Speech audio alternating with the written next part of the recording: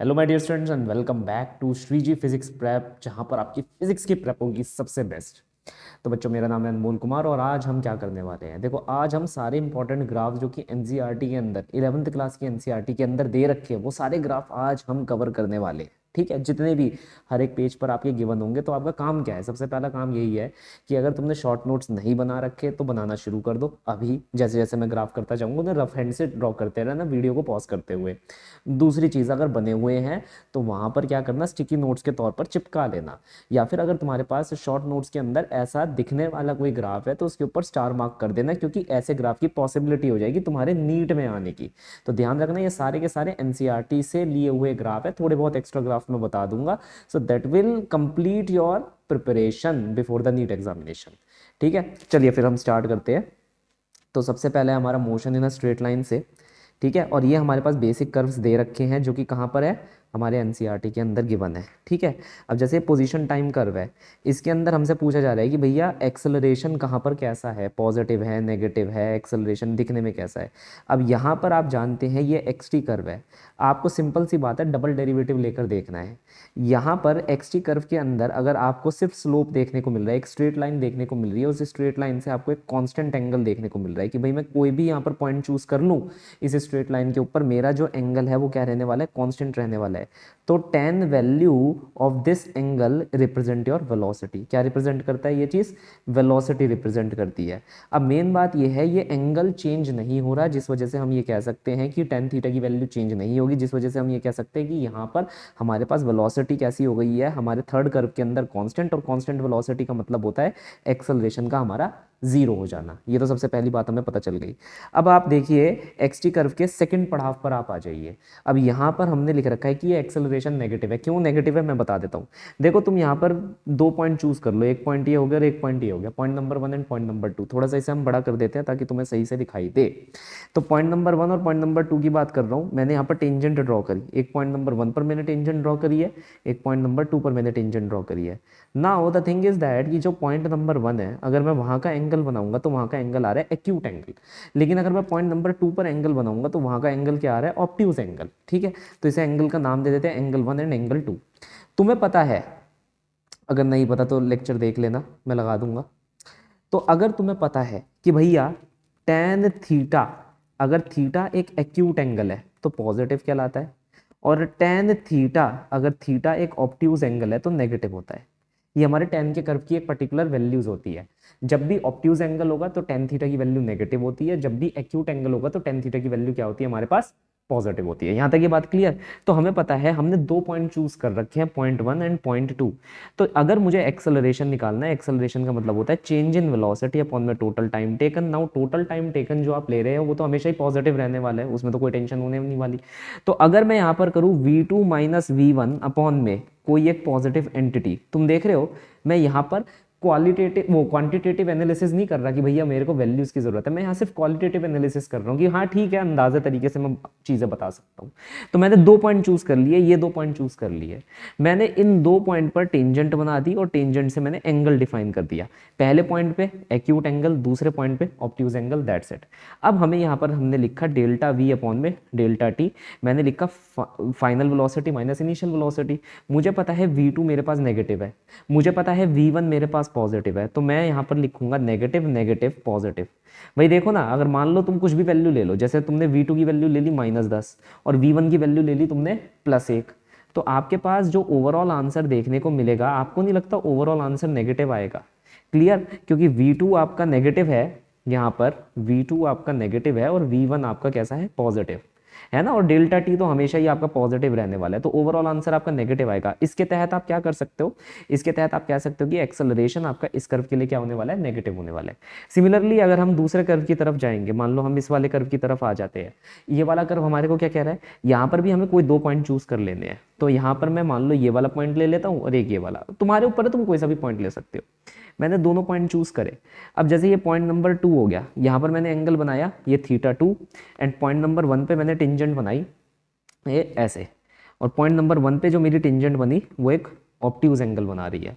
तो अगर मैं यहाँ पर चेंज इन वेलोसिटी निकालता हूँ that is v2 minus v1, क्योंकि टोटल टाइम टेकन हमारे पास हमेशा हर केस के लिए पॉजिटिव ही रहने वाला है, उसके लिए हमें सोचना भी नहीं है। तो अगर मैं मान लो v2 माइनस v1 यहाँ पर निकालने की कोशिश कर रहा हूँ, मुझे पता है कि जो मेरा v2 है वो पॉजिटिव होगा क्योंकि एक्यूट एंगल बन रहा है और tan theta of acute angle is always positive. और यहाँ पर क्या बन रहा है, ऑब्ट्यूज एंगल बन रहा है, तो v1 मेरे पास क्या हो जाएगा, नेगेटिव हो जाएगा। तो मेरे पास साइन के हिसाब से जैसे हम फिफ्थ फोर्थ क्लास में हम एडिशन सब्सट्रैक्शन करते थे, प्लस माइनस एंड माइनस आ रहा है, तो ओवरऑल आंसर मेरे पास क्या आ जाएगा, प्लस आ जाएगा। जैसे कि फॉर एग्जांपल तुम यहाँ पर वैल्यू रखकर देख लो, जैसे तुमने v2 की वैल्यू रख दी भैया यहाँ पर +10 और v1 की वैल्यू रख दी तुमने -10, तो तुम्हारे पास आंसर कितना आ जाएगा यहाँ पर 10 माइनस -10, तो कितना आंसर आ गया, +20। That is change in velocity आपके पास पॉजिटिव आ रही है। तो इसका मतलब यहाँ पर क्या है, एक्सेलरेशन आपके पास कैसा निकलने वाला है, पॉजिटिव एक्सेलरेशन निकलने वाला है। तो ये तो हो गई हमारी पहले 3 सेट ऑफ कर्व की कहानी यहाँ पर। चलो अब वेलोसिटी वर्सेस टाइम कर्व हम देख लेते हैं। यहाँ पर क्या है वेलोसिटी वर्सेस टाइम कर्व, यहाँ पर कुछ पॉइंट्स है जो तुम नोट डाउन कर सकते हो, और कर्व के बारे में भी मैं फटाफट से बता दूंगा कि क्या कहना चाहता हूँ।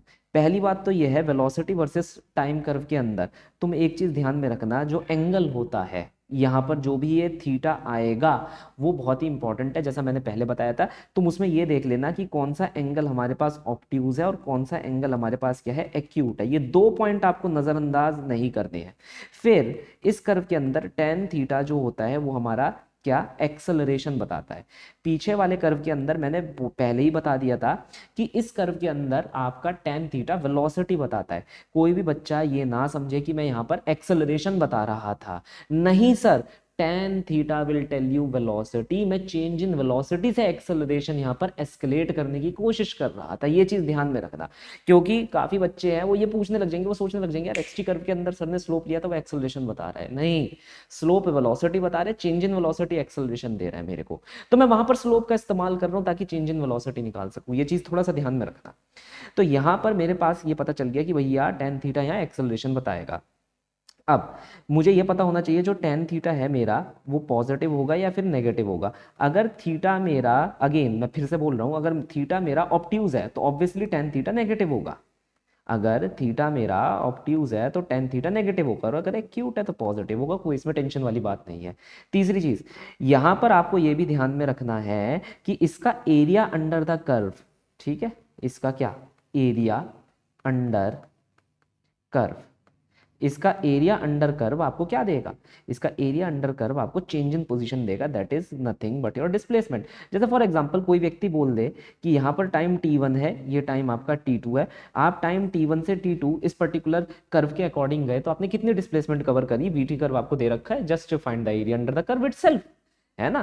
तो आप इस टाइम t1 पर जिस भी पोजीशन पर है, मान लो x1 पोजीशन पर है, टाइम t2 पर आप जाओगे तो आप x2 पोजीशन पर हो जाओगे, तो इन दोनों पोजीशन के बीच में आपने कितनी डिस्प्लेसमेंट कवर करी वो आपको मिल जाएगा, ये ध्यान में रखना है। ओके, अब नेक्स्ट चीज पर मैं यहां पर आ जाता हूं। क्या है वो नेक्स्ट चीज भाई, अगर आप इस कर्व को देखो, ये कर्व कहना क्या चाहता है हमारे से, ये कर्व ये कहना चाहता है आपने किसी कांस्टेंट वेलोसिटी v नॉट से स्टार्ट करा, v नॉट वेरिएबल नहीं है यहाँ पर, एक उसकी कांस्टेंट वैल्यू है, जैसे 10 मीटर पर सेकंड, 20 मीटर पर सेकंड, और आप उसको बढ़ाते गए बढ़ाते गए बढ़ाते गए, मतलब यहां देख रहे हो समय के साथ ये वेलोसिटी बढ़ती जा रही है। लेकिन एक चीज ध्यान में रखने वाली है, अगर मैं कोई सा भी यहाँ पर पॉइंट चूज करता हूँ, जैसे मान लो मैंने ये पॉइंट P1 लिया, P2 लिया, ये ले लिया, P3 ले लिया, P4 ले लिया, P5 ले लिया, हर एक पॉइंट पर जो एंगल बन रहा है इस वक्त with respect to the horizontal time axis वो हमेशा कांस्टेंट रहने वाला है। जैसे कि यहाँ पर भी एंगल थीटा है, यहाँ पर भी एंगल थीटा है, यहाँ पर भी एंगल थीटा, यहाँ पर भी एंगल थीटा, यहाँ पर भी एंगल थीटा, हर जगह एंगल थीटा ही है, कोई भी कांस्टेंट एंगल है हमारे पास, तो हम वो लेकर यहाँ पर चल रहे हैं, लेट अस से इट इज एंगल थीटा। तो मुझे पता है कि अगर एंगल कांस्टेंट है, एक्यूट है, तो टेन थीटा की वैल्यू पॉजिटिव होगी, और टेन थीटा हमारे को क्या बताएगा, एक्सेलरेशन। तो एक्सेलरेशन इस केस में हमारा कांस्टेंट हो गया। तो ये कर्व कहना चाह रहे हैं कि आप कांस्टेंट, आपने एक इनिशियल वेलोसिटी से शुरू करा, वो वेलोसिटी कांस्टेंट रेट पर बढ़ रही है, एक्सेलरेशन पॉजिटिव है। ऐसे ही अगर हम आ जाते हैं दूसरे कर्व पर, दूसरे कर्व ये बताने की कोशिश कर रहे हैं, मान लो ये पॉइंट मैं चूज करता हूं, यहाँ पर मेरे पास ऑब्ट्यूज एंगल है, ऑब्ट्यूज एंगल का मतलब है टेन थीटा मेरे पास नेगेटिव है, तो यहाँ पर मैं लिखूंगा टेन थीटा मेरे पास नेगेटिव है, मतलब एक्सेलरेशन मेरे पास नेगेटिव है। तो आप देख भी पा रहे हो कि भाई मैंने v नॉट से शुरू करा, किसी कांस्टेंट पॉजिटिव वेलोसिटी से शुरू करा, मेरा नेगेटिव एक्सेलरेशन होने के कारण वो वेलोसिटी गिर रही है गिर रही है गिर रही है, और साफ वो कर्व के अंदर झलक भी रहा है। हर जगह ये ध्यान में रखना है कि ये एक्सेलरेशन कांस्टेंट इसलिए है क्योंकि हर जगह एंगल जो है ऑब्ट्यूज है और सेम एंगल बना रहा है। क्लियर। मैं तुम्हें एक और चीज बता दूं, यहां पर पहले वाला जो कर्व है हमारा वो एक्सेलरेटेड मोशन का कर्व है। क्यों? क्योंकि यहां पर जो आपकी वेलोसिटी है वो भी पॉजिटिव है और एक्सेलरेशन भी पॉजिटिव है। तुम हर बार ये नहीं कह सकते भैया एक्सेलरेटेड मोशन है रिटार्डेड मोशन है। एक्सेलरेटेड मोशन कब होगा? जब तुम्हारी वेलोसिटी और एक्सेलरेशन दोनों का साइन इक्वल होगा, पॉजिटिव पॉजिटिव या नेगेटिव नेगेटिव। रिटार्डेड मोशन तब होगा जब इन दोनों का साइन अपोजिट होगा। तो जैसे दूसरे केस के अंदर एक्सेलरेशन नेगेटिव है लेकिन वेलोसिटी पॉजिटिव। अब तुम कहोगे वेलोसिटी पॉजिटिव कैसे है? सर आपका ये पॉजिटिव एक्सिस में वेलोसिटी एग्जिस्ट कर रही है और एक्सेलरेशन आपका ओवरऑल नेगेटिव आ रहा है, तो हम ये कह सकते हैं कि दोनों अपोजिट साइन के, इसलिए रिटार्डेड मोशन हो गया। अच्छा, अब तीसरे वाले कर्व में आ जाओ। इस वाले कर्व की कहानी तुम खुद बताओगे, मैं जस्ट यहाँ पर बताकर छोड़ रहा हूँ, ठीक है। ये कह रहा है कि आपने नेगेटिव वेलोसिटी से शुरू करा और हर जगह एंगल आपका ऑब्ट्यूज बन रहा है। तो नेगेटिव वेलोसिटी है क्योंकि नेगेटिव एक्सिस में है, एंगल ऑब्ट्यूज है तो एक्सेलरेशन भी नेगेटिव है, तो ये भी कैसा हो जाएगा? एक्सेलरेटेड मोशन हो जाएगा, ठीक है। दूसरे वाले कर्व में आ जाओ। इस कर्व के अंदर हम इसको बांट लेते हैं, एक ए से बी चले जाते हैं और एक बी से सी चले जाते हैं। ए से बी हमारे पास एंगल हमेशा क्या रहने वाला है? ऑब्ट्यूज रहने वाला है, कांस्टेंट एंगल रहने वाला है। तो इसका मतलब क्या हो जाता है? अगर मेरे पास कांस्टेंट एंगल है और वो ऑब्ट्यूज है तो एक्सेलरेशन नेगेटिव है ए से बी, और यही काम बी से सी भी चल रहा है। तो चाहे ए से बी हो या बी से सी हो, मेरा एक्सेलरेशन कैसा है? नेगेटिव। लेकिन ए से बी में मेरी वेलोसिटी पॉजिटिव है और बी से सी में मेरी वेलोसिटी नेगेटिव है, एक एक्सिस के ऊपर है और एक एक्सिस के नीचे बन रही है। तो इसका मतलब है ए से बी में मेरे पास कैसा मोशन हो रहा है? रिटार्डेड मोशन हो रहा है। तो यहां पर रिटार्डेड मोशन हो रहा है और बी से सी में कैसा मोशन हो रहा है? एक्सेलरेटेड मोशन हो रहा है। ये ध्यान में रखना है, ये ध्यान में नहीं रखा तो बहुत पंगे पड़ जाएंगे आप लोगों के लिए। ये मैंने यहां पर बता दिया। ये नॉर्मल वही अभी वीटी कर्व के बारे में बता रहा था कि area under the curve give you the displacement part, ठीक है। ये भी हो गया तुम्हारे पास कि area under the curve in the VT curve will give you the displacement part. That's it. ये हमारे यहाँ पर क्या हो जाता है? खत्म हो जाता है। चलिए वर्क एनर्जी एंड पावर पे आ जाते हैं, क्योंकि एनएलएम के अंदर ऐसा कोई कर्व हमारे को देखने को नहीं मिलता। हाँ ठीक है, एफ इक्वल टू माइनस के एक्स का कर्व है, वो हम यहाँ पर भी देखेंगे, उसमें कोई टेंशन होने वाली बात नहीं है, ठीक है।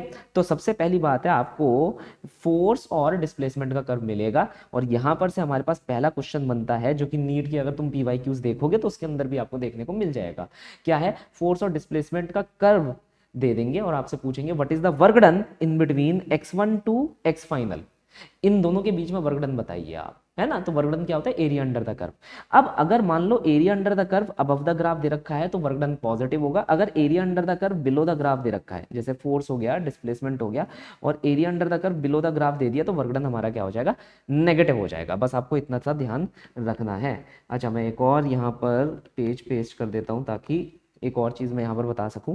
तो हमारे पास F इक्वल टू माइनस के एक्स का कर्व हमें देखने को मिलता है। ये फोर्स हो गई, ये हमारी डिस्प्लेसमेंट हो गई। तो आपको बस ये ध्यान में रखना है, ये एक स्प्रिंग का कर्व है और ये कुछ ऐसा देखने को मिलता है। देखो x इक्वल टू वाई का कर्व हमें ऐसा देखने को मिलता है, ये x इक्वल टू वाई के कर्व होते हैं। लेकिन अगर कोई कहे x equal to minus Y का कर्व या y equal to minus x का कर्व कैसा देखने को मिलेगा, तो वो बिल्कुल उल्टा देखने को मिलता है, मिरर इमेज। तो ये x equal to minus Y का कर्व है। तो ये वही कर्व के तंज पर हमने इस कर्व को बनाया है। क्या ये बात क्लियर है सबको? याद रहना, वो सॉरी याद रख लेना, बस इतना ही है। एरिया अंडर दिस कर्व क्या दे देगा? Work done in order to stretch और कंप्रेस द स्प्रिंग, और उससे आप पोटेंशियल एनर्जी भी निकाल सकते हो। लेकिन बस मुझे अभी इतना बताना था, दैट्स इट। हम आगे बढ़ जाते हैं। ग्रेविटेशन, ग्रेविटेशन के अंदर तो भर भर के हमारे पास कर्व है। जैसे फॉर एग्जांपल मान लो यहाँ पर तो देखो वही कर्व है जो हमने इलेक्ट्रोस्टैटिक्स के अंदर भी फॉलो करे हैं। तो ये ग्रेविटेशनल इंटेंसिटी का कर्व हमसे पूछना शुरू कर देता है तो ये सॉलिड स्फीयर ही। लेकिन आपको ये चीज़ ध्यान में रखनी है, ये आपको एग्जाम के अंदर जो ग्रेविटेशनल इंटेंसिटी होता है उसका ग्राफ कुछ ऐसे बनाकर देगा, नीचे से बनाकर देगा, ऊपर से बनाकर नहीं देगा। क्यों? क्योंकि ग्रेविटी अपने अंदर खींचती है। जो कर्व हम इलेक्ट्रोस्टैटिक्स के अंदर बनाते हैं उसमें एक पॉजिटिव पॉइंट चार्ज होता है जो अपने से दूर करने की कोशिश करता है, रिपेल करने की कोशिश करता है, लेकिन ग्रेविटी अपने अंदर खींचने की कोशिश करती है। तो यहां पर ये सारे कर्व नीचे की तरफ बनते हैं। नीचे की तरफ क्यों बनते हैं? क्योंकि वो अपने अंदर पॉइंट आउट कर रहा होता है ऑब्जेक्ट कि भाई मैं प्लैनेट हूं, अच्छा मून तू मेरे पास आ जा, मैं प्लैनेट हूं, एस्ट्रॉइड तू मेरे पास आ जा। समझ रहे हो ना? उड़ता तीर लेने की कोशिश करता है वो। तो आपको भी यहां पर यही चीज ध्यान में रखनी है। तो यहां पर हमारे पास कैसे कैसे कर्व देखने को मिलते हैं, जैसे कि फॉर एग्जांपल यहां पर ये सॉलिड अर्थ में लेकर चल रहा हूं, कोई भी प्लेनेट है तो इसे हम सॉलिड स्फीयर कहेंगे। क्या कहेंगे हम इसे? सॉलिड स्फीयर का कर्व।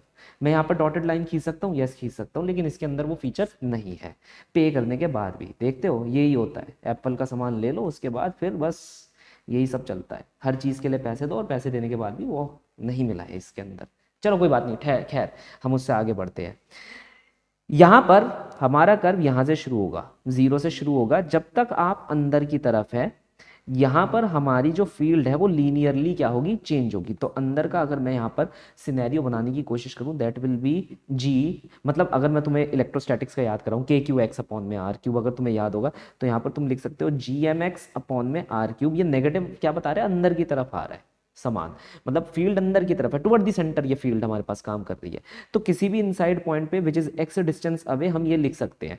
तो हमारे को पता है इनसाइड पॉइंट पे ये जो फील्ड है वो x के प्रोपोर्शनल चल रही होती है, तभी एक स्ट्रेट लाइन आप यहां पर एक्सपेक्ट करते हो। लेकिन जैसे ही आप बाहर चले जाते हो, this whole body can be treated as just a point body.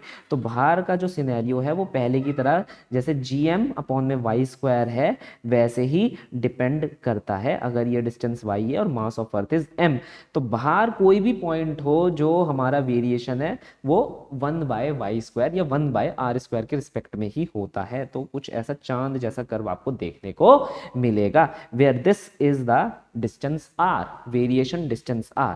हमें ये पता है कि भाई ये सरफेस ऑफ द अर्थ है, तो हम इसे रेडियस ऑफ द अर्थ लिख देते हैं। तो मैं एक बार इसे बता देता हूँ, ये तुम्हारी ग्रेविटेशनल फील्ड इंटेंसिटी हो गई, ये तुम्हारा डिस्टेंस r हो गया, ये तुम्हारा सरफेस ऑफ द अर्थ हो गया। तो हम यहाँ पर जो पॉइंट ले रहे हैं वो जीरो ले रहे हैं, सरफेस ऑफ द अर्थ ले रहे हैं और इनफाइनाइट ले रहे हैं, मतलब beyond the surface of the earth. तो inside it will be varying linearly according, जितने जैसे जैसे तुम बढ़ते रहोगे उतनी ये फील्ड बढ़ती रहेगी। लेकिन जैसे ही तुम बाहर जाओगे ये फील्ड कैसी हो जाएगी, ऐसे चांद जैसे वेरिएशन में आ जाएगी। क्या ये बात क्लियर है? ठीक है, तो ये कर्व कैसा होगा, चांद जैसा कर्व होगा। दूसरा कर्व हमारे पास क्या होता है सर, दूसरा कर्व हमारे पास हॉलोस्फीयर का कर्व होता है। ठीक है, तो हॉलोस्फीयर का कर्व बना लेते हैं, एक मिनट रुको। हॉलोस्फीयर के कर्व में और इस वाले कर्व में कोई अंतर नहीं होता। अगेन मैं इसे नीचे की तरफ बनाऊंगा, इसे आगे की तरफ बनाऊंगा। हॉलो के केस के अंदर बस तुम्हें ये ध्यान में रखना है, हॉलो भले इसका मास m है, हमें ये ध्यान में रखना है कि अंदर की साइड कोई भी फील्ड नहीं एग्जिस्ट कर सकती, तो अंदर आंसर जीरो आता है। लेकिन जैसे ही तुम बाहर चले जाओगे तो आंसर वैसे ही वेरी करेगा जैसे पहले वेरी कर रहा था, 1/y² की प्रोपोर्शनैलिटी पर। और जो सरफेस पर हमारी फील्ड एग्जिस्ट करती है वो तो पहले जैसी एग्जिस्ट करेगी, कितनी एग्जिस्ट करेगी, पहले जैसे -gm अपॉन में r²। कितनी, -gm अपॉन में r², where m is the mass of the earth. Minus इसलिए लगा रहा हूँ क्योंकि हम नेगेटिव एक्सिस में यहाँ पर क्या कर रहे हैं, काम कर रहे हैं, नीचे के एक्सिस में दिखाने की मैं कोशिश कर रहा हूँ। ये ध्यान में रखना कि भाई देख लेना भाई यहाँ पर ये नेगेटिव लिखा हुआ है या नहीं लिखा हुआ, क्योंकि नेगेटिव का मतलब ही होता है कि तुम नेगेटिव एक्सिस में बता रहे हो। नेगेटिव का मतलब है अपने अंदर खींचता हुआ। अगर मान लो किसी कर्व में उसने पॉजिटिव एक्सिस में डाल दिया है ना, ग्रेविटी का क्वेश्चन पॉजिटिव एक्सिस में डाल दिया और फिर नन ऑफ द अबव भी लिख दिया, तो none of the above answer हो जाएगा। तो ये साइन कन्वेंशन बहुत ही ज्यादा इंपॉर्टेंट हो जाता है। क्लियर? तो ये हमारे लिए यहाँ पर भी वही सेम पॉइंट होने वाला है। देखो मैं डॉटेड लाइन बना रहा हूँ, डॉटेड लाइन का मतलब ये नहीं होता वो कर्व का पार्ट नहीं है, it is just indicating the value at this particular point, at the surface point. तो dotted line is what, dotted line is representing कि भाई ये इसकी वैल्यू हमारे इस वाले पर्टिकुलर एक्सिस पे कितनी होगी, तो -gm अपॉन में r², as simple as that हम यहाँ पर लिख सकते हैं। ठीक है, कभी कभार वो माइनस को मेंशन नहीं करेगा, वो सिर्फ यहाँ पर माइनस मेंशन कर देगा, यहाँ माइनस मेंशन नहीं करेगा, तो उस चीज़ का थोड़ा सा ध्यान रख लेना। आंसर बिल्कुल सही होगा, वो यहाँ पर सिर्फ मैग्नीट्यूड मेंशन कर रहा है। माइनस का मतलब वो ये कह रहे हैं कि अपनी तरफ खींचता हुआ अंदर की तरफ। यहाँ तक ये चीज़ क्लियर हो गई। अब एक सॉलिड स्फीयर की वजह से पोटेंशियल हम देख लेते हैं। तो अगर हम मान लो इनसाइड किसी पॉइंट पे पोटेंशियल लेते हैं तो कितना लेते हैं हम, जैसे कि यहाँ पर हो जाएगा भाई, हम अगर इलेक्ट्रोस्टैटिक्स की बात करें तो कितना होता था, KQ अपॉन में 2r³ 3r² minus small r², यही होता था। उसी से तुम यहाँ पर भी डिराइव कर सकते हो। पोटेंशियल भी सेम तर्ज पर क्या है हमारे यहाँ निकल सकता है। तो मैं यहाँ लिख देता हूँ, कहाँ लिखूँ, जगह है वैसे यहाँ है, क्योंकि मुझे बनाना भी है तो यहाँ नहीं लिखता यार, छोड़ ऊपर लिख दूँ, यहाँ लिख देता हूँ -gm अपॉन में 2r³ 3r² माइनस r²। ठीक है, where r is the variation from the centre itself. तो ये हमारा पोटेंशियल का कर्व हो जाएगा, एक second, that is the potential and that is the distance r।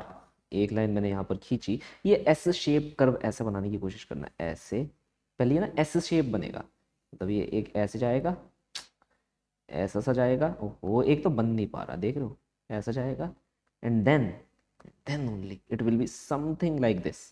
ठीक, तो ये तो सरफेस पर हो गया where it is minus G M upon में आर। ये तो सिंपल सी बात हो गई हमारे पास, इसमें कोई प्रॉब्लम नहीं होने वाली। यहाँ पर स्मॉल आर की वैल्यू कैपिटल आर के बराबर है, और यहाँ पर कितना हो जाता है at the very centre -3/2 G M upon में R itself, where small R की वैल्यू कितनी हो जाती है, 0 हो जाती है। और बाहर जैसे ही तुम जाओगे तो it is inversely proportional to your R only. जैसे जैसे तुम बाहर की तरफ बढ़ते रहोगे तो ये क्या हो जाएगा, इनवर्सली प्रोपोर्शनल टू आर हो जाएगा, क्योंकि this body will act as a point body. तो इनसाइड पॉइंट पर, ये इनसाइड कोई भी पॉइंट है सरफेस तक काम कर सकता है, लेकिन आउटसाइड किसी भी पॉइंट पर जाओगे तो ये माइनस जी एम अपॉन में आर के हिसाब से वेरी करेगी। तो इनवर्सली प्रोपोर्शनल टू 1/r हमें देखने को मिलेगा। एक और केस हम यहाँ पर लेकर चल लेते हैं। तो वो कौन सा केस था, मैं खुद भूल गया, रिंग का केस था, है ना।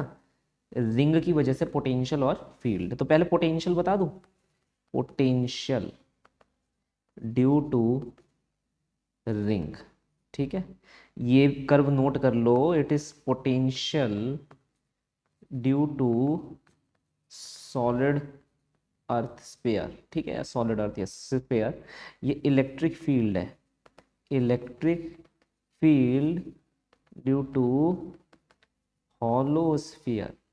ये क्या है, electric field due to solid sphere, खत्म, दैट्स इट। ठीक है, ये नोट डाउन मैंने यहाँ पर लिख दिया। अच्छा, पोटेंशियल का क्या फॉर्मूला होता है सर, देखो क्या लिखना है, माइनस जी एम अपॉन में under root r² plus x²। मैंने तुम्हें पहले ही बोला था कि भाई देख लो, ये कर्व जब भी r² x² वाले आते हैं ना, बेल शेप बनते हैं, घंटाकार के बनते हैं कर्व। ठीक है, तो अगर मान लो कोई तुमसे यहाँ पर लिख दे कि ये पोटेंशियल है, ऑब्वियसली हम नेगेटिव पोटेंशियल को यहाँ पर प्रेफर करेंगे क्योंकि हम नेगेटिव लिख रहे हैं, तो ये ऐसा बनेगा। ठीक है, बन गया ना, बेल शेप जैसा दिख रहा है ना। तो यहां पर हमारे पास कितनी पोटेंशियल आ जाएगी, दिस इज, अब यहां से x का मतलब क्या होता है, एक्सियल डिस्टेंस, कितना दूर तुम आगे जा सकते हो, कितना दूर तुम पीछे जा सकते हो। तो at the very centre it will be minus G M upon में आर, क्योंकि यहां पर x की वैल्यू आपके पास क्या हो जाती है, 0 हो जाती है। तो एक तो ये कर्व हमारा लग जाएगा, लग जाएगा नहीं लग जाएगा, यस लग जाना चाहिए।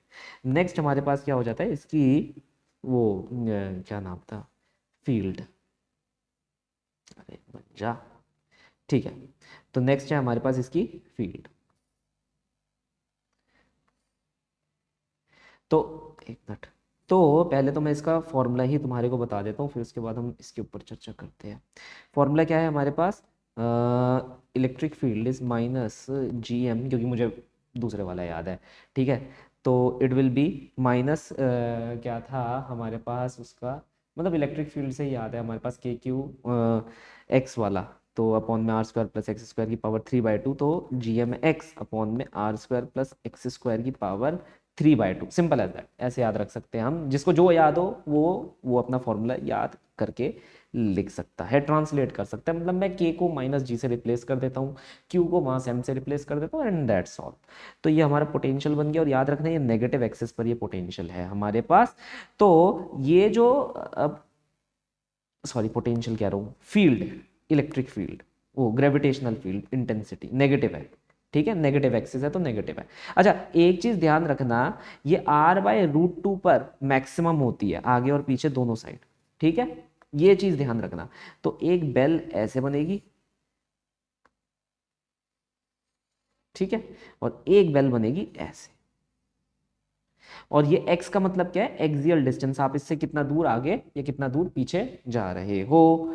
ये पॉइंट आपके लिए इंपॉर्टेंट हो जाता है, ये ग्राफ डायरेक्ट आता है, डायरेक्ट क्या है ये, इलेक्ट्रिक, वो सॉरी इलेक्ट्रिक फील्ड कह रहा हूँ, gravitational field intensity due to a ring at axial point. Please इसे याद रख लेना। मेरी दरख्वास्त है कि अगर तुम लोग इसे नोट डाउन कर लो तो अच्छी बात है, वरना तुम्हारी अपनी मर्जी है सर।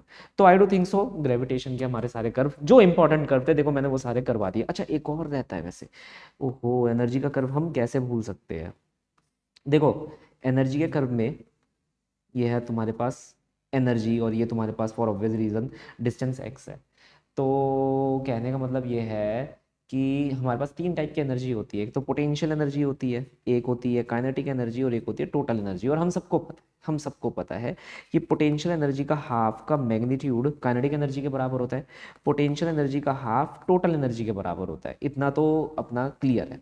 तो यहाँ पर अगर मान लो मैं एनर्जी वर्सेस एक्स, मतलब अगर मेरे पास कोई एक सॉलिड स्फीयर है, एनर्जी वर्सेस एक्स, उससे मैं दूर जाता जा रहा हूँ, मतलब ऑब्वियसली ये मेरे पास मान लो सॉलिड स्फीयर है, जैसे अर्थ ले लिया, अर्थ के अराउंड मैंने यहाँ पर मून डाल दिया, तो मून और अर्थ के बीच में कोई ना कोई डिस्टेंस होगा, इसे क्या कहते हैं हम, ऑर्बिटल डिस्टेंस कहते हैं। तो ये जो एक्स है ये तुम्हारा कुछ नहीं है, ये ऑर्बिटल डिस्टेंस ही है। क्या है ये तुम्हारा, ऑर्बिटल डिस्टेंस। तो अभी एक्चुअली मैं यहाँ पर कर क्या रहा हूँ, यहाँ पर मैं ऑर्बिटल डिस्टेंस को हिसाब से इस कर्व को यहाँ पर क्या करने वाला हूँ, स्केच आउट करने वाला हूँ। तो पहले तो मैं ये बता दूं कि जो हमारे पास ये है काइनेटिक एनर्जी है, ये हो गई काइनेटिक एनर्जी, ये पॉजिटिव साइड रहेगी एनर्जी के। और ये हो गई हमारे पास क्या, टोटल एनर्जी। ये दोनों सेम है, बस ऊपर और नीचे रहेंगे। कभी तुम सोचो तो ये ऊपर और नीचे रहेंगे, टोटल एनर्जी है, एक पॉजिटिव रहेगा एक नेगेटिव। अब हमारे पास क्या आया, पोटेंशियल एनर्जी। पोटेंशियल एनर्जी थोड़ा सा ज्यादा होता है, ये देख रहे हो, नेगेटिव साइड तो होगा लेकिन कुछ ऐसा दिखेगा। So this is the potential energy and that's it. ये है आपको जो बनाना है, यहाँ पर ये चीज खत्म होती है। अब आ जाते हैं मैकेनिकल प्रॉपर्टीज ऑफ सॉलिड पे। ठीक, इसके अंदर एक ही कर्व है आपके पास, ये स्ट्रेस स्ट्रेन कर्व। इसके बारे में हम थोड़ी सी चर्चा कर लेते हैं, स्ट्रेस स्ट्रेन कर्व कहता क्या है, क्योंकि इसके बाद मुझे एक क्वेश्चन करवाना है, उतना ही क्वेश्चन इस कर्व के ऊपर आ सकता है। तो यहां तक देखो, तुम ओ से ए तक चले, ओ से ए का मतलब है यहां पर तुम हुक्स लॉ फॉलो कर रहे हो, that is stress is directly proportional to strain. जहां पर अगर तुम हटा दोगे तो यंग्स मॉडुलस आ जाता है। तो ओ से ए आपको ध्यान में रखना है कि ओ से ए आपको क्या देगा, ओ से ए आपको एक एंगल देगा, पहली बात तो ये ध्यान में रखो। और इस एंगल की tan वैल्यू आपको यंग मॉडुलस देगी। तो slope of O to A, O to A वाला जो कर्व है, slope of O to A give you what, Young's modulus. तो जिसका tan थीटा की वैल्यू, जिसका थीटा बड़ा उसका tan थीटा बड़ा, ध्यान रखना, जिसका थीटा बड़ा उसका tan थीटा बड़ा, जिसका tan थीटा बड़ा उसका यंग मॉडुलस बड़ा। यहां तक ये बात क्लियर है, होनी भी चाहिए। ठीक है। अब जैसे फॉर एग्जांपल मान लो यहाँ तुम्हारे को दो कर्व गिवन है, अब यही ये सॉल्व करवाते हुए चलते हैं ना। अब इसने पूछा कि किसका यंग मॉडुलस सबसे ज्यादा है, तुम ये देख लो कि किसका स्लोप यहाँ पर सबसे ज्यादा है, किसका एंगल यहाँ पर क्या है, सबसे ज्यादा है। जैसे फॉर एग्जांपल हम ये ले लेते हैं, ये हो गया हमारे पास थीटा ए, हमारे पास थीटा बी हो गया। अब यहाँ पर ये अनस्केल्ड से कर्व मुझे दिखाई दे रहे हैं, तो तुम अपने आप देख लेना किसका थीटा जो है यहाँ पर बड़ा है और किसका थीटा यहाँ पर छोटा है। मुझे देखने से ऐसा प्रतीत हो रहा है कि थीटा बी जो है वो थीटा ए से बड़ा है, रिगार्डलेस। तो अगर हम ये मानकर चल रहे हैं रिगार्डलेस, क्योंकि अभी मैं इसे सॉल्व नहीं करना, मैं जस्ट इसे देख रहा हूँ, रिगार्डलेस मैं देखते हुए ये बोल सकता हूँ कि थीटा बी थीटा ए से बड़ा है, तो tan theta B tan theta A से हमारा बहुत बड़ा है, जिसकी वजह से यंग मॉडुलस ऑफ बी जो हो जाएगा वो यंग मॉडुलस ऑफ ए से कहीं ज्यादा बड़ा हो जाएगा। That's it. ठीक, दूसरी चीज आ जाती है ए से बी। ए से बी का मतलब होता है यहां पर भी तुम्हारा ऑब्जेक्ट इलास्टिक लिमिट में है, ओ टू ए तो इलास्टिक लिमिट में है, लेकिन ए टू बी भी इलास्टिक लिमिट में है, लेकिन वो हुक्स लॉ फॉलो नहीं कर रहा। तो ओ से लेकर ए तक तो आप इलास्टिक लिमिट में रहेंगे, फिर क्या है उसके बाद आप अपनी इलास्टिक लिमिट छोड़ देंगे, तब आप प्लास्टिसिटी अटेन कर लेंगे। यहां तक ये बात ध्यान में रखना, ओ से ए हुक्स लॉ फॉलो होगा, ए से भी इलास्टिक लिमिट में हो, लेकिन तब तुम हुक्स लॉ फॉलो नहीं कर रहे। तो जो बी पॉइंट होता है हमारे पास उसे कहते हैं यील्डिंग पॉइंट। क्या कहते हैं उसे, यील्डिंग पॉइंट। क्या मतलब होता है इस यील्डिंग पॉइंट का, पन्नी है मेरे पास यहाँ पर, ओहो ये तो मेरे सस्ते नशे पड़े हैं यहाँ पर, देख रहे हो नेस्कैफे का पैकेट। ओके छोड़ो इसको, मारो गोली। तो तुम पन्नी लेना, पन्नी को खींचने की कोशिश करना और तुम देखोगे पन्नी तार की तरह खींचना शुरू हो जाएगी, है ना। पन्नी अपनी मटेरियल का यूज करती है ताकि वो खींच सके। तो अगर तुम यहाँ पर ध्यान से देखोगे ओ से ए के अंदर, तो तुम्हें ये देखने को मिल रहा है कि ठीक है जितना स्ट्रेस लगाऊंगा उसी हिसाब से मेरा स्ट्रेन डेवलप होता रहेगा। ए से भी ये देखने को मिल रहा है ठीक है जितना स्ट्रेस लगाऊंगा उस हिसाब से स्ट्रेन डेवलप नहीं होने वाला, कम बढ़ती हो सकता है। लेकिन बी पर क्या होगा, तुमने थोड़ा सा स्ट्रेस लगाया लेकिन स्ट्रेन ज्यादा प्रोड्यूस हो सकता है। यील्ड कर रहा है ना, यील्ड का मतलब क्या, निकालना अपने अंदर से अपने ही मटेरियल का यूज करना, है ना। तो वो अपने ही मटेरियल का यूज करके और ज्यादा लंबा होने की कोशिश कर रहा है। तो अगर तुम बी से सी को ध्यान से देखो, कम अमाउंट ऑफ स्ट्रेस में भी तुम कितने ज्यादा अमाउंट ऑफ स्ट्रेन क्या कर रहे हो, डेवलप कर पा रहे हो। तो बी से यील्डिंग स्टार्ट हो जाती है, देन तुम बी से सी जाते हो और यहां से बी के बियॉन्ड कुछ भी प्लास्टिक लिमिट शुरू हो जाती है। ठीक है, बी से बियॉन्ड प्लास्टिक लिमिट है, बी से नीचे इलास्टिक लिमिट है, मतलब यहां तक सब कुछ इलास्टिक लिमिट है, लेकिन बी से बियॉन्ड प्लास्टिक लिमिट है सर आपकी। तो बी से बियॉन्ड आपका चलना शुरू हो गया प्लास्टिक लिमिट का काम। सी पॉइंट आ गया हमारा, सी पॉइंट से हम आगे गए डी पॉइंट पर आ गए। डी पॉइंट हमारे पास क्या होता है, मैक्सिमम टेंसाइल स्ट्रेस जो ये ऑब्जेक्ट झेल सकता है, लेकिन ऑब्जेक्ट टूटेगा नहीं। मतलब मैक्सिमम स्ट्रेस जो तुम्हारी बॉडी झेल सकती है, मगर यहाँ ऑब्जेक्ट टूटता नहीं। ऑब्जेक्ट टूटता कहाँ है, किसी दूसरे स्ट्रेस पर टूटता है, जिसे हम कहते हैं फ्रैक्चर पॉइंट। सोचो ये फ्रैक्चर पॉइंट का स्ट्रेस हमारे डी पॉइंट से कम होता है, लेकिन ऑब्जेक्ट टूट जाता है। जैसे फॉर एग्जांपल मैं तुम्हें बोलूं बेटा आज पेपर है, तू दे दे। तुम पेपर दोगे, कितने पेपर दे पाओगे? अब एक तो पीक तुम मारोगे ही मारोगे भाई, हार्ड से हार्ड पेपर तुमने दे दिया, तुम्हारे उसमें नंबर आ गए, लेकिन फिर क्या हुआ, अब तुम स्ट्रेस्ड आउट तो हो जाते हो ना कि यार अब और पेपर नहीं देने मेरे को, बात समझ रहे हो? अब मैं हल्का सा भी पेपर लाकर तुम्हें दे दूं, तुम्हारा मन नहीं है पेपर दे देगा, परफॉर्म कर पाओगे नहीं, टूट जाओगे। तो फिर ये वही वाली पॉइंट तो होता है, इसे तभी तो कहते हैं फ्रैक्चर पॉइंट। तो यहाँ पर हमें ये देखने को मिल रहा है, अगर तुम सी से डी का वेरिएशन देखोगे, कम अमाउंट ऑफ स्ट्रेस में भी तुम बहुत ज़्यादा अमाउंट ऑफ स्ट्रेन डेवलप कर सकते हो। यहाँ पर अब देखो तुम्हारा स्ट्रेस कम होता जा रहा है, लेकिन स्ट्रेन अभी भी बढ़ता जा रहा है। स्ट्रेन चल रहा है, स्ट्रेन को कोई फर्क नहीं पड़ रहा, लेकिन एक पॉइंट पर आकर ये हो जाएगा, तुम्हारा जो खुद का सिस्टम है वो और ज़्यादा मटेरियल ना इधर से इकट्ठा कर सकता ना उधर से इकट्ठा कर सकता। होता क्या है भाई, जब चीज़ तुम खींच रहे हो, जैसे पन्नी खींच रहे हो, तो ये क्या करता है, अपना क्रॉस सेक्शनल एरिया घटाने लग जाता है, लेकिन लेंथ बढ़ाने लग जाता है ना। मटीरियल उत्पन्न थोड़ी ना कर रहा है, कहीं और से ले रहा है कि अच्छा तू दो चार एटम मुझे दे दे, तू दो चार मॉलिक्यूल मुझे दे दे, मैं लंबा होने की कोशिश करूंगा, लेकिन जब वो खत्म हो जाए तब क्या होगा, टूट जाएगा। सिंपल सी बात है। तो मेन चीज़ ये हो जाती है कि आप देख पा रहे हो यहाँ पर सी से डी में कम अमाउंट ऑफ स्ट्रेस में तुम ज़्यादा अमाउंट ऑफ स्ट्रेन डेवलप कर सकते हो। डी से ई में तुम्हारा स्ट्रेस गिर रहा है, लेकिन स्ट्रेन तब भी ज़्यादा और ज़्यादा डेवलप हो रहा है, और ई पर आके आप टूट जाओगे। अब यहाँ पर क्वेश्चन क्या आएगा, क्वेश्चन ये आएगा कि भाई आप ये बताओ कौन सा मटेरियल ब्रिटल है और कौन सा मटेरियल आपका क्या है, डक्टाइल है। तो आप ये देख लेना, ये ई पॉइंट और ये एफ पॉइंट यहाँ पर, मतलब ये जो हमने ये बी पॉइंट बना रखा है और ये जो ई पॉइंट बना रखा है, इसके बीच की दूरी, जितनी ज़्यादा ये दूरी होगी उतना ज़्यादा मटेरियल हमारा क्या होगा, डक्टाइल होगा, खींचने वाला होगा, ज़्यादा खींच सकता है। जितनी दूरी ये कम होगी उतना ज़्यादा क्या होगा, ब्रिटल होगा, टूट जाएगा। जैसे कांच है, टूट जाएगा। कांच के लिए तो ये ई और एफ के बीच में कोई दूरी नहीं होती, खत्म होता है भाई, तुमने घेरा तोड़ दिया और यकीन नहीं हो रहा तो मतलब रसोई के अंदर जाओ और कांच को ऐसे फेंक कर देखो, फिर कांच भी टूटेगा और तुम भी टूटोगे अपनी मम्मी से, मजा आएगा देखने में, है कि नहीं? तो यहाँ पर कौन सा मटेरियल ज्यादा डक्टाइल है, ए वाला डक्टाइल है। कौन सा मटेरियल ज्यादा ब्रिटल है, बी वाला ब्रिटल है। अब तुमसे कोई पूछे कि इन दोनों मटेरियल में स्ट्रॉन्गर मटेरियल कौन सा है, ऑब्वियसली स्ट्रॉन्गर मटेरियल वो होगा जो कि सबसे ज्यादा अल्टीमेट टेंसाइल स्ट्रेस झेल सकता है। तो इनमें से आप ये देखना किसका सबसे ज्यादा अल्टीमेट टेंसाइल स्ट्रेस है। जैसे इस ग्राफ में तो पता नहीं चलेगा, तो इंडस्ट्रियली जो तुम्हें ग्राफ दिख रहा होगा, जैसे मान लो मैं इस ग्राफ को ऐसा बनाकर दे देता, तो इसका अल्टीमेट टेंसाइल स्ट्रेस ज्यादा हो जाता, इसका कम हो जाता। तो किसका अल्टीमेट टेंसाइल स्ट्रेस ज्यादा है, ए वाले का ज्यादा है, तो मैं कह देता आंसर इज ए। तो बस तुम्हें अल्टीमेट टेंसाइल स्ट्रेस मतलब ये दो पॉइंट चेक कर लेने, जिसका ज्यादा ऊपर होगा, ज्यादा बढ़ावा होगा, that will be having the more strength as compare to the second one. That's it. चलो अब हम आ जाते हैं थर्मल प्रॉपर्टीज ऑफ मैटर के अंदर, और इसके अंदर हमारे पास टेम्परेचर स्केल का कर्व आ जाता है। ये बेसिकली फ़ारेनहाइट टेम्परेचर स्केल का कर्व है, मतलब तुम फ़ारेनहाइट, डिग्री सेल्सियस और केल्विन को एक दूसरे में कन्वर्ट आउट कर रहे हो। तुम्हें पता ही है कि स्केल क्या बोलते हैं। मान लो मेरे पास कोई रीडिंग है एक्स, यहाँ पर मैं क्या लिखूंगा, x minus lower point upon में अपर पॉइंट माइनस लोअर पॉइंट।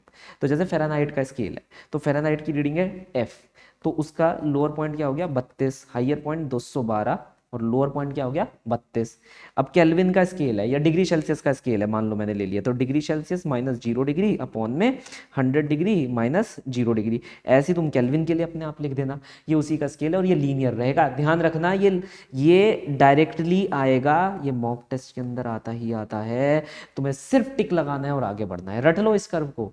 ये कर्व किन के बीच में है, डिग्री सेल्सियस के बीच में है, इस वाले के बीच में है, और फ़ारेनहाइट के बीच में है। क्या ये बात क्लियर है? ये डायरेक्ट आएगा, तुम्हें डायरेक्टली ये लगाना है। तो ये 32 से शुरू हो रहा है और कहाँ तक जा रहा है, 212 तक जा रहा है। ये वाला फ़ारेनहाइट है और ये वाला डिग्री सेल्सियस। तो डिग्री सेल्सियस कहाँ से है, 0 से लेके 100 तक। क्लियर? चलिए आगे बढ़ते हैं। तो ये हमारा प्रेशर वर्सेस टेम्परेचर कर्व है for a low density gas that has kept at a very constant volume. मैं ये नहीं कहूँगा कि ये कोई इंपॉर्टेंट कर्व है, ठीक है, हम इसे पढ़ लेते हैं। पीवी कर्व, पीटी कर्व हो गया ये हमारे पास, ठीक है। इसने बोला ही है कि कांस्टेंट वॉल्यूम पर है, तो पीवी अगर एनआरटी के बराबर लगाऊंगा तो वॉल्यूम कांस्टेंट है, तो P is directly proportional to temperature T. अब यहाँ पर हम केल्विन में लेकर चलते हैं, यहाँ पर हम डिग्री सेल्सियस में दिखा रहे हैं, तो ये कर्व प्रेशर और टेम्परेचर के बीच में है, लेकिन ये टेम्परेचर डिग्री सेल्सियस में, इसलिए मैंने यहाँ पर मेंशन करा है। अगर तुम पीटी कर्व बनाओगे यहाँ पर वो भी केल्विन के लिए, तो वो तो स्ट्रेट लाइन हो जाएगा, जीरो से शुरू होगा and then there will be a straight line and that's all. लेकिन ये पीटी कर्व किस में है, जब टेम्परेचर आपका किस में हो, डिग्री सेल्सियस में हो, ये ध्यान रखना है ना। ऐसे ये बहुत सारे कर्व हमारे पास हो गए, pressure versus temperature curve for the 3 different gases A, B and C. तो यहाँ पर आपको देखने को मिल रहा है P is equal to N upon में वी आर टी। अब अगर तुम थोड़ा सा इसे सॉल्व करोगे तो P equal to rho R T का फॉर्मूला बन जाएगा अपॉन में m which is the molar mass of the gas itself.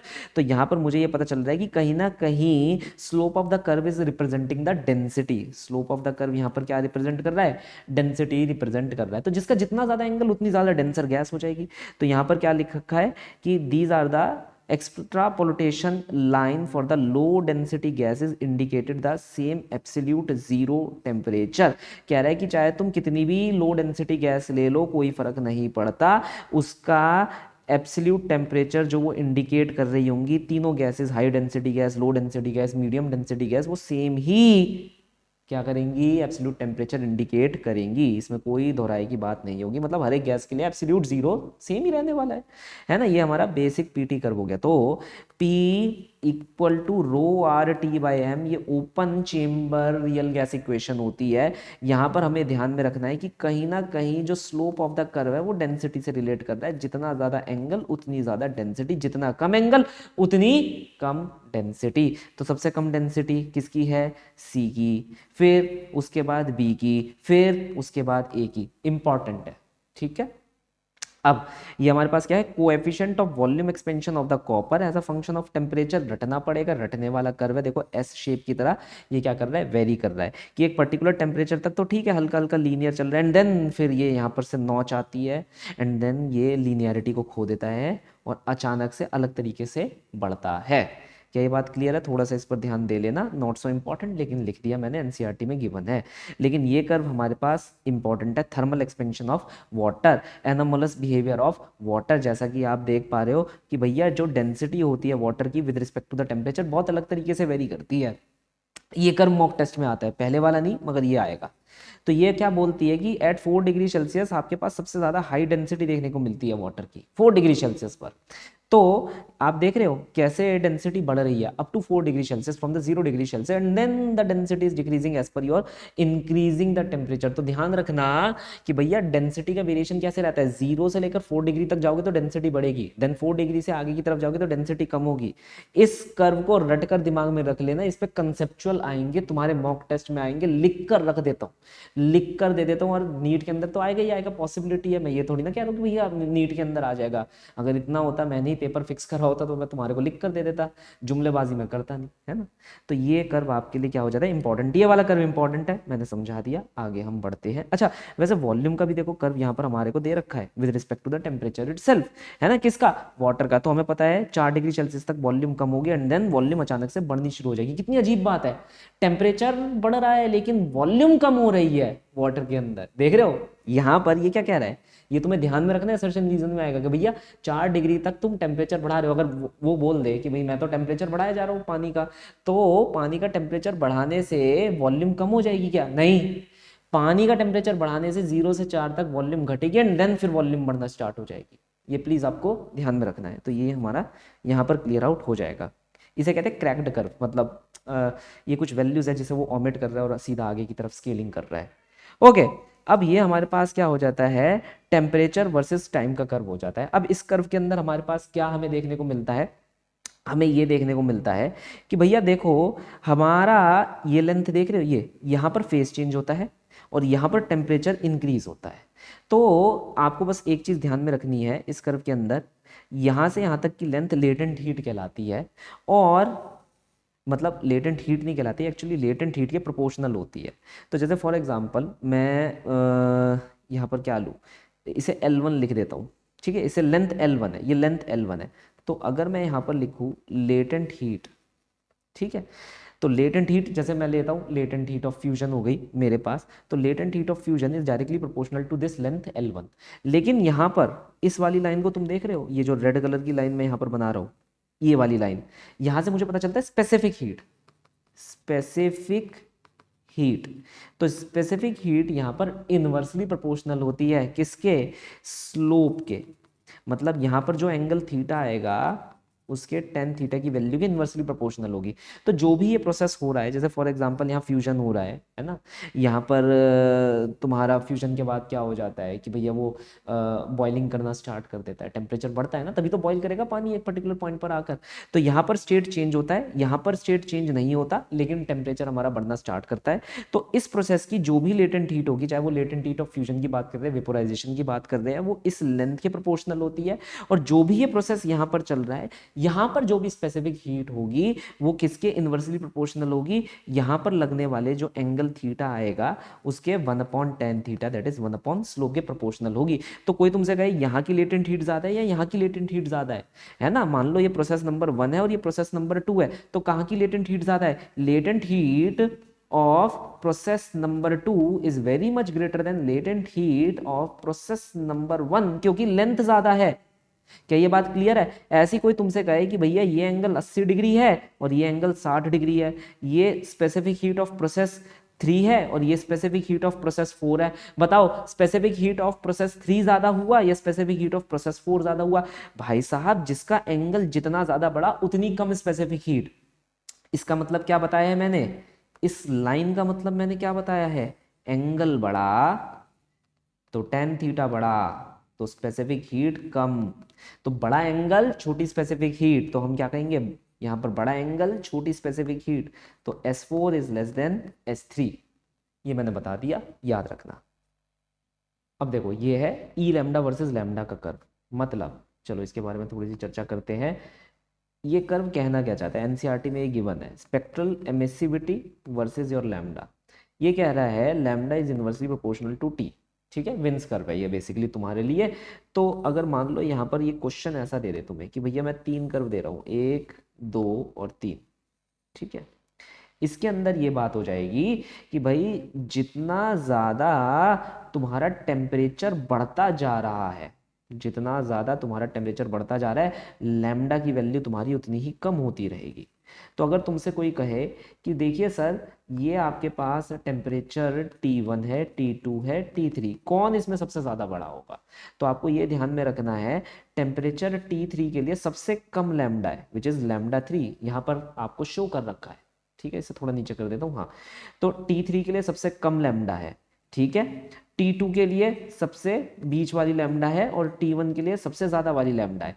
तो lambda 1 greater than lambda 2 greater than lambda 3, so I can say that T1 is less than T2 is less than T3। तो T3 सबसे ज्यादा बड़ा, जिसका जितना ज्यादा temperature उतनी उसकी जो लैम्डा होगी वो कम होगी, है ना।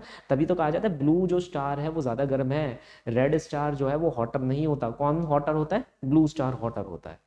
क्या ये बात क्लियर? अब ये वाला कर्व देखो, ये कौन सा कर्व है, न्यूटन लॉ ऑफ कूलिंग का कर्व है। इसमें एक चीज ध्यान रखना है, ये जो T1 टेम्परेचर है ये तुम्हारा सराउंडिंग का टेम्परेचर है। तुम बस इतना ध्यान रखो, इसे सबको भूल जाओ, ये भूल जाओ, ठीक है। T1 टेम्परेचर तुम्हारे सराउंडिंग का टेम्परेचर है, T हमारे पास टाइम हो जाता है। तो अगर हम log of any temperature T versus small time T लगा रहे हैं, मतलब तुम एक चाय का प्याला लेकर आए, तुमने एक चाय का प्याला रखा और वो चाय का प्याला क्या है, ठंडा होना शुरू हो गया, तो उसी का ये कूलिंग कर्व है। तो ध्यान में क्या रखना है, ये जो T1 यहाँ पर मैंने लिख रखा है, this is the surrounding temperature, this T is the instantaneous temperature of your chai and this is the time T। ये लीनियरली ऐसे वेरी कर रहा है। मैं ये बोलता हूँ ये 100% डायरेक्ट क्वेश्चन आएगा, जब बोल दिया तो बोल दिया, मॉक टेस्ट में तो आता ही आता है। अगर हमारी किस्मत अच्छी हुई तो नीट के अंदर भी आ जाएगा। Okay, thermodynamics. थर्मोडायनेमिक्स के अंदर तो देखो ज़्यादातर प्रोसेसेस ही होते हैं हमारे पास, तो मैं एक बार प्रोसेसेस के बारे में बता देता हूँ, फिर कार्नोट इंजन वगैरह के बारे में एक बार देख लेंगे। तो पीवी कर्व है हमारे पास। अब ये वाला कर्व कौन सा हो गया, ये हो गया आइसोबारिक, और ये वाला कर्व कौन सा हो गया, आइसोकोरिक, ये हो गया आइसोकोरिक, ठीक। ये वाला कर्व कौन सा हो गया, और एक और कर्व बना देता हूँ, ये वाला कर्व, ठीक है, ये हो गया आइसोथर्मल, ये हो गया एडियाबैटिक। अब एडियाबैटिक में भी हमारे पास 3 कर्व आ जाते हैं। बहुत परेशानी है कि यार मच्छर बहुत हैं आज, बताओ सब इतने सारे वो करवाए, फॉगिंग वगैरह करवाए, लेकिन मच्छर खत्म नहीं हुए, मच्छरों की तो मौज आ रही है। तो यहाँ पर हमारे पास तीन टाइप के कर्व आ जाते हैं, मोनो एटॉमिक, डाई एटॉमिक और ट्राई एटॉमिक। तो ये वाला कर्व हो जाएगा मोनो, ये हो जाएगा डाया, ये हो जाएगा हमारे पास ट्राया। जितनी ज़्यादा पावर बढ़ती रहेगी कर्व उतना स्टीपर हमें देखने को मिलेगा। ये बात क्लियर है। पीवी कर्व होता है ना हमारे पास, तो PV raise to the power gamma, वो देखो वो घूम रहा मच्छर, पहले से मारूंगा। ठीक है, मैं मच्छर तो नहीं मार पाया, लेकिन उसने मेरा बहुत ज़्यादा खून चूस लिया भाई, इतना मोटा हो गया था वो, है ना। हद हो जाती है, गुस्सा आता है। अब तुम कहोगे यार सर क्या क्लास ले रहे हो, मच्छर मार रहे हो, लेकिन क्या करूँ, इंपॉर्टेंट है यार वो भी। तो ये हमारे पास मेन कर्व हो गए, है ना। अब एक चीज़ ध्यान रखना, ये एक्सपेंशन के कर्व है। ऐसे ही हमारे पास क्या आ जाता है, एक और आ जाता है जिसे हम ऐसे बना सकते हैं। ये हो गया P, ये हो गया V। ये देखो, एक ये कर्व बन गया और एक ये कर्व बन गया। तो आपको ध्यान में रखना है, अब ये वाला कर्व है एडियाबैटिक और ये वाला कर्व है आपके पास आइसोथर्मल। ठीक है, एक हो गया एडियाबैटिक, एक हो गया हमारे पास आइसोथर्मल। ये कंप्रेशन का कर्व है, इतना ही पूछा जाता है। आपको ये चीज ध्यान में रखनी है, जब एक्सपेंशन होता है तो सबसे ज्यादा वर्क कौन करता है, आइसोबारिक। क्यों, उसका एरिया अंडर द कर्व वो सबसे ज्यादा कवर अप कर रहा है। प्लीज ये ध्यान में रखना, ये क्वेश्चन आएगा। तो सबसे ज्यादा वर्क डन किसका है, work done of isobaric is greater than work done due to isothermal is greater than work done due to adiabatic. और एडियाबैटिक में भी सबसे ज्यादा वर्क कौन करता हुआ तुम्हारे को दिखाई देगा भैया, ट्राइएटॉमिक गैस के लिए, वो मैंने यहाँ पर बना दिया। तो ये ग्राफ इंपॉर्टेंट हो गया। मैं सिर्फ वही ग्राफ लिख रहा हूँ जो इंपॉर्टेंट है, करने को तो हजारों ग्राफ है इसके अंदर, बता नहीं रहा। और ये तो एनसीईआरटी में भी नहीं लिखा, तब भी मैं ये तुम्हारे को बता रहा हूँ। तो ये चीज़ थोड़ा सा आप लोग ध्यान में रखेंगे। दो ग्राफ हो गए।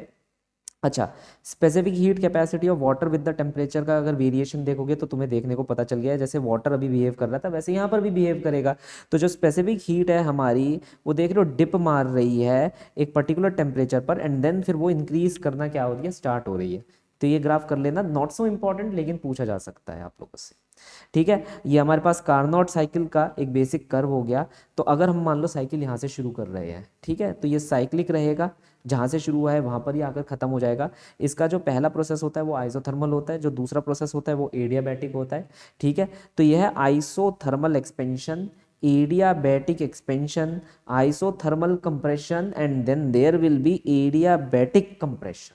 ठीक है, यहाँ पर इन दोनों में कोई हीट एक्सचेंज नहीं होती, इन दोनों में हीट एक्सचेंज हमें होती हुई नजर आती है। ये पीवी कर्व हो गया, ये भी खत्म हो गया।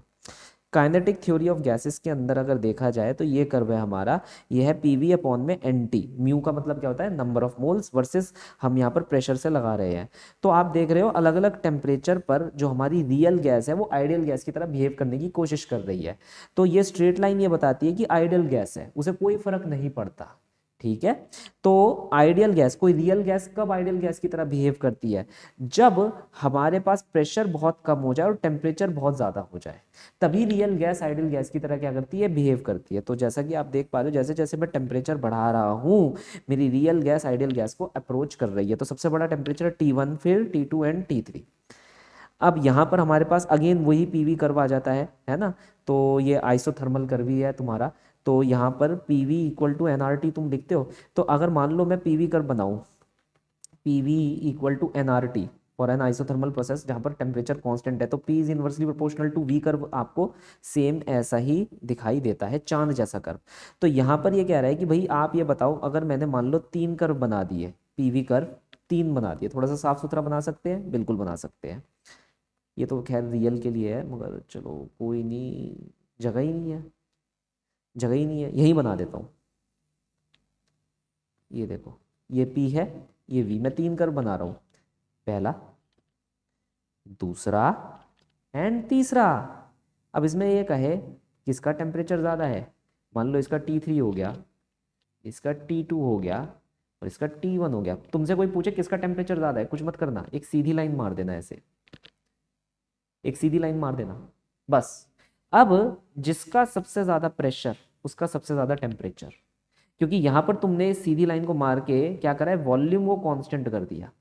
तो यहाँ पर जो वेरिएशन तुम्हें अब देखने को मिलेगा इस सीधी लाइन के अलोंग, वो क्या होगा, P is directly proportional to temperature T। तो जिसका प्रेशर ज़्यादा उसका हमारे पास क्या होगा, टेम्परेचर भी ज़्यादा होगा। यहाँ तक मुझे लग रहा है ये बात क्लियर होगी भाई, जिसका प्रेशर ज़्यादा उसका टेम्परेचर ज़्यादा। तो T3 T2 T1, तो क्या लिखेंगे, T3 greater than T2 greater than T1। अब आगे आ जाते हैं हम, ये हमारे पास नॉर्मल पीवी कर्व है। अब ये फॉर ऑब्वियस रीजन हमारे को पता ही है कि अगर हम PV equal to NR T हम लिखने की कोशिश कर रहे हैं, सॉरी ये पीवी कर्व नहीं है, टीवी कर्व है, तो PV equal to NR T में अगर मान लो तुमने प्रेशर को कांस्टेंट रख दिया तो वॉल्यूम और टेम्परेचर आपस में डायरेक्टली प्रोपोर्शनल होते हैं। तो बस यहाँ पर ये क्या बता रहा है, ये एक्सपेरिमेंटल टीवी कर्व बता रहा है कार्बन डाइऑक्साइड के एट द 3 प्रेशर्स, 3 अलग अलग प्रेशर्स पर। अब कोई तुमसे पूछे इन तीनों में से कौन सा प्रेशर ज्यादा है और कौन सा प्रेशर कम है, तो कोई फर्क नहीं पड़ता, तुम क्या करोगे, सीधी लाइन मारोगे। हमेशा ध्यान में रखना, क्या करोगे, एक सीधी लाइन ऐसे मार दोगे, सिंपल सी बात है।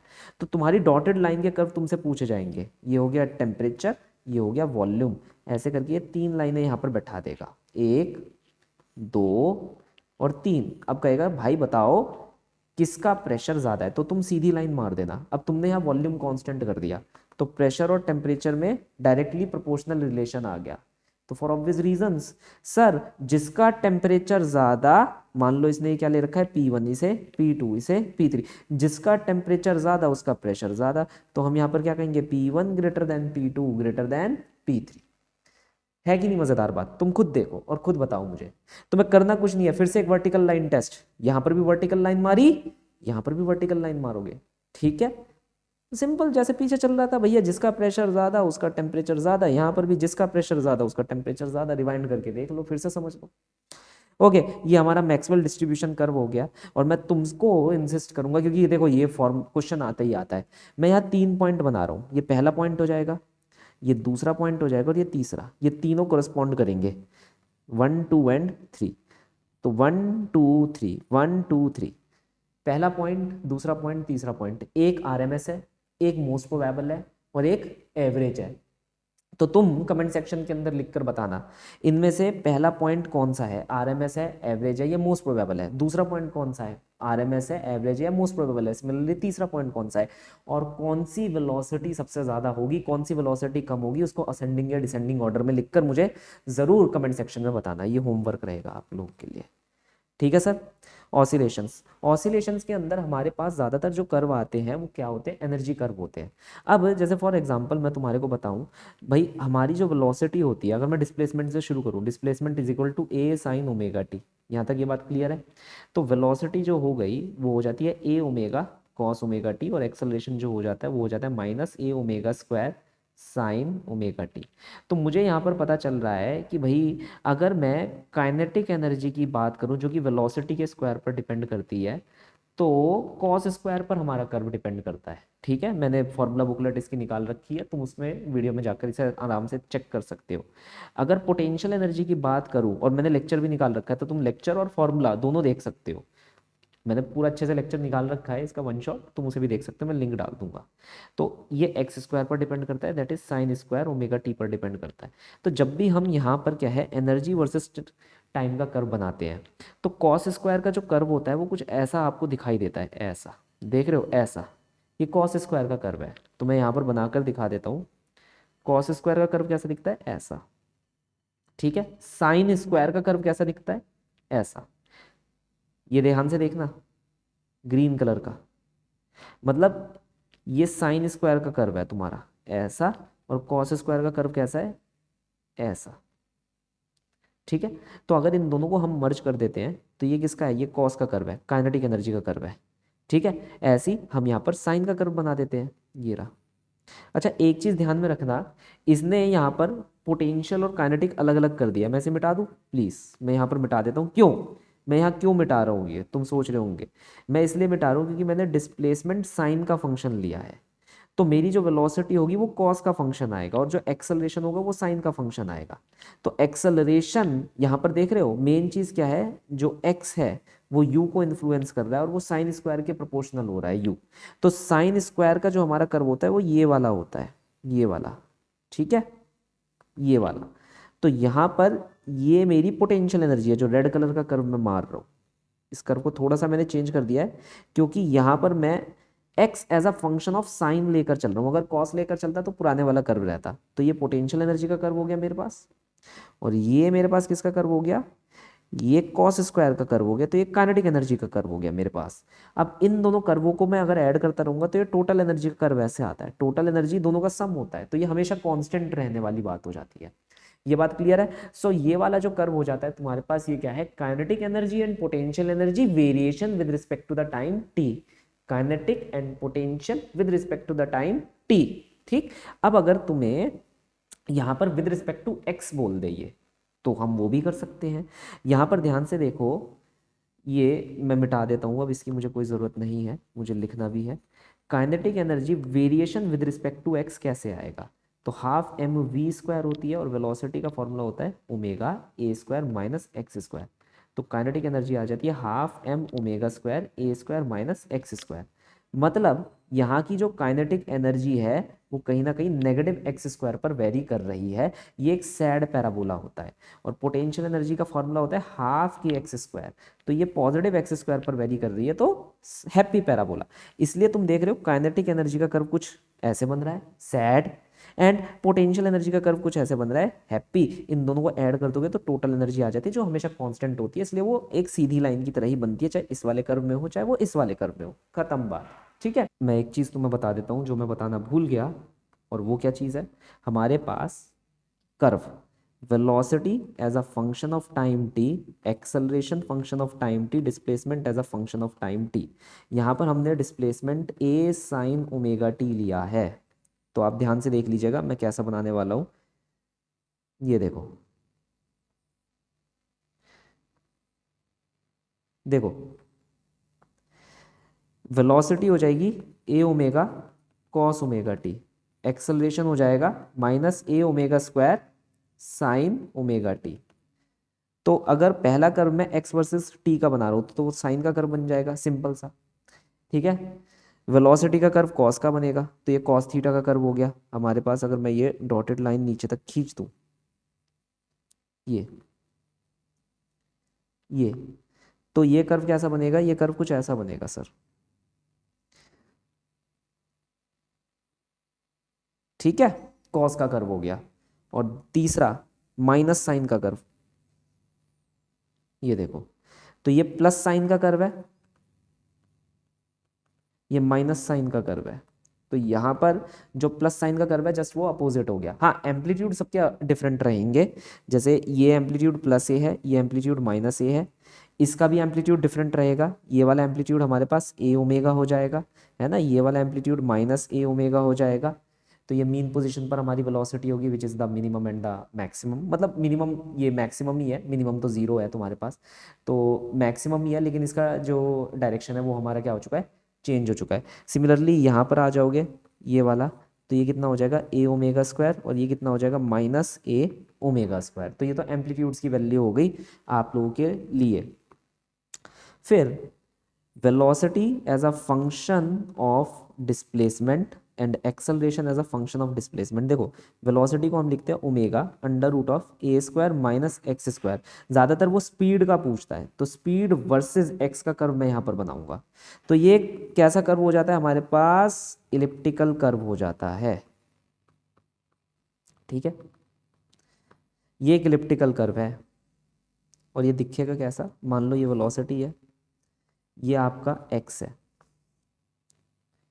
तो ये कर्व कुछ ऐसा दिखेगा, ये प्लस ए हो, ये माइनस ए है, ये प्लस ए।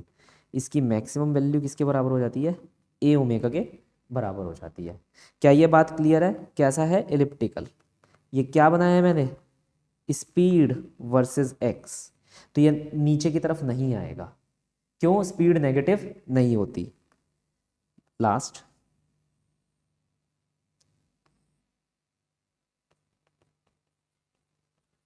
ये वाला कर्व देख लो, ये कर्व कुछ ऐसे बनेगा। मैंने x equal to minus Y का कर्व बनाना सिखाया था, सेम उसी के तर्ज पर ये कर्व बन रहा है हमारा।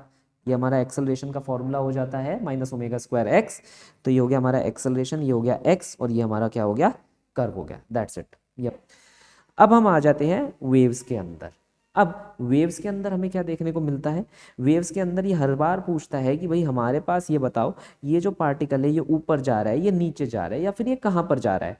तो अगर तुमसे कोई बोले कि ये तुम्हारे पास वेव है, ये देखो, ये तुम्हारे पास वेव है, ये वेव आगे की डायरेक्शन में v वेलोसिटी से जा रही है। यह वाला पार्टिकल है, ये वाला पार्टिकल कुछ देर बाद कहाँ जाएगा, डेल्टा टी टाइम बाद कहाँ जाएगा, ऊपर जाएगा, नीचे जाएगा, आगे जाएगा, पीछे जाएगा। तो तुम करना कुछ मत, एक और सेम वेव बना लेना, बस आगे की तरफ बना लेना, शिफ्टेड वेव। कैसा बना लेना, शिफ्टेड वेव बना लेना। अब यहां पर क्या होगा, ये तुम ध्यान से देखो, ये जो पॉइंट P यहां एग्जिस्ट कर रहा है, अब ये यहां एग्जिस्ट कर रहा है, तो पार्टिकल कहाँ चला गया, ऊपर। मैं अगेन एक और बार ये चीज क्या है रिपीट कर देता हूँ। ओहो, एक सेकंड रुको, एक नया पेज ले लूँ। हाँ अब बताता हूँ, देखो सुनो मेरी बात, ये दे नहीं रखा है एनसीईआरटी में, लेकिन फिर भी बता देता हूँ। ये एक टेक्निक है, एक तुम जिसे तुम लोग ट्रिक कहते हो, मगर मैं कॉमन सेंस कहता हूँ, वो है। तो मान लो ये एक वेव है जो आगे की तरफ जा रही है। ओहो, ये बन नहीं पाई।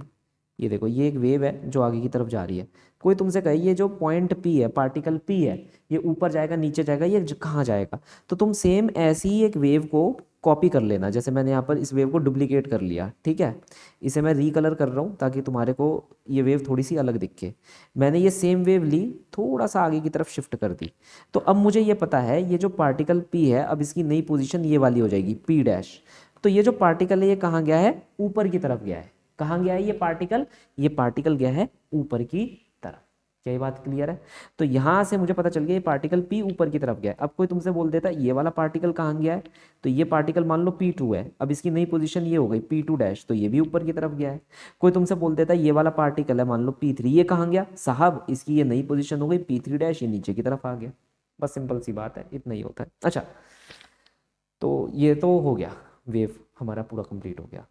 तो बच्चों, अगर तुमने इतने सारे कर्व कर लिए जितने मैंने बताए, that will be more than enough for your NEET examination and mock test examination. आपसे नेक्स्ट क्लास में हम मिलेंगे 12th क्लास के कर्व के साथ। तब तक लाइक शेयर एंड सब्सक्राइब कर दीजिएगा। लेक्चर जितने भी वन शॉट मैंने निकाले हुए मैं नीचे लिस्ट आउट कर दूंगा, उसे देख लीजिएगा। Thank you.